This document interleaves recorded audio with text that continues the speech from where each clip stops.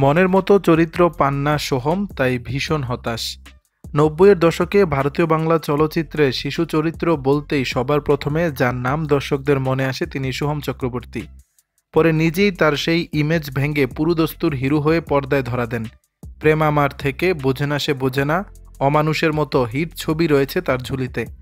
কিন্তু বর্তমানে তাকে নিয়ে আর সেভাবে কাজ হতে দেখা যায় না। কিন্তু এই বিষয়ে অভিনেতার কী মত জানালেন সোহম। নায়কের হাত ধরে বাংলা ছবিতে ফের আসতে চলেছে নতুন গোয়েন্দা। এবার তিনি ফেলু বকশী। মিঠুন চক্রবর্তীর সঙ্গে শাস্ত্রীর পর ফের তিনি ফিরছেন বড় পর্দায়। কিন্তু যেরকম দক্ষ অভিনেতা, তারপরও তিনি মনে রাখার মতো তেমন চরিত্র পান না বর্তমানে। এই প্রসঙ্গে সহমত হয়ে সোহম এক সাক্ষাৎকারে বলেন, হ্যাঁ, তেমনভাবে আমাকে নিয়ে ভাবা হয়নি, হয়তো ভরসা রাখতে পারেনি কেউ। আগে ভীষণ হতাশ হতাম, পরিবারের সমর্থনে আবার ঘুরে দাঁড়িয়েছি। এখন মনে হয় সাফল্য ব্যর্থতা দুটোকেই গ্রহণ করতে হবে। ছেলেরা বড় হচ্ছে, ওরা জীবনে যা করতে চাইবে আমি ওদের পাশে থাকব। এখন থেকেই আমি ওদের বাবা কম, বন্ধু বেশি।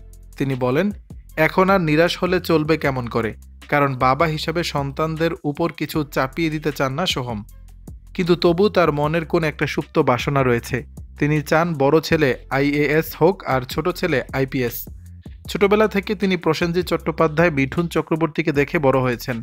এই অভিনেতা জানান, তাদের দেখেই ছবি বানানোর ইচ্ছে হয়েছিল মনে। তবে তখন সপ্তাহের পর সপ্তাহ ছবি চলত। এখন সোশ্যাল মিডিয়ার দৌলতে সবই দর্শকদের হাতের নাগালে। নায়কের দিনলিপিও এখন সবার হাতের মুঠোয়, তাতেই নাকি কমছে আকর্ষণ। দর্শক, বিষয়টি নিয়ে আপনাদের মতামত জানাবেন নিচের কমেন্ট বক্সে।